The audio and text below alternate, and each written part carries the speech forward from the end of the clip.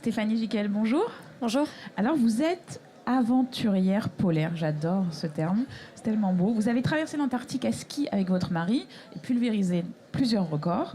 Qu'est-ce que vous retenez de cette expérience? Qu'est-ce qui vous a marqué? Alors, ce que je retiens déjà, c'est que la seule limite à nos objectifs est celle que nous leur donnons. Effectivement, cette entreprise était absolument périlleuse. 3 mois d'expédition dans des conditions extrêmes, de froid, de vent, des crevasses, des risques de dénutrition et déshydratation. Je pesais 39 kilos à la fin de cette expédition à travers l'Antarctique.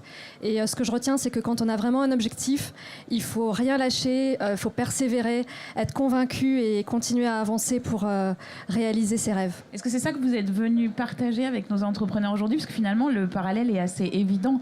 L'entrepreneuriat, c'est aussi une aventure. Oui, l'entrepreneuriat, c'est une aventure. On prend des risques financiers. Dans mon aventure, j'ai pris aussi des risques financiers, des risques physiques, puisqu'il y a des risques de décès aussi en Antarctique qui ne sont pas négligeables.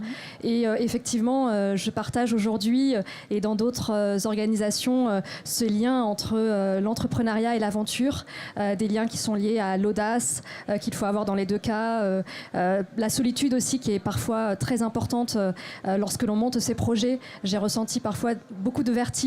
Mais il faut aller au-delà et continuer et persévérer. D'accord, alors c'est quoi les conseils que vous leur avez donnés? Qu'est-ce que vous leur avez dit? Alors, quand j'ai commencé mon aventure à travers l'Antarctique le 14 novembre 2014, j'ai senti un accomplissement absolu. Et cet accomplissement, je ne l'ai pas ressenti lorsque j'ai réussi mon expédition après 3 mois. Je l'ai ressenti lorsque je me suis lancée. Donc, il ne faut pas avoir peur de l'échec. Il faut se lancer parce que c'est vraiment cela qui procure un réel plaisir et beaucoup d'accomplissement, de plénitude. Et on n'a qu'une vie, donc il faut y aller quand on a un projet en tête. Il ne faut rien lâcher. Donc, si c'était à refaire? Ah, je le referai, oui.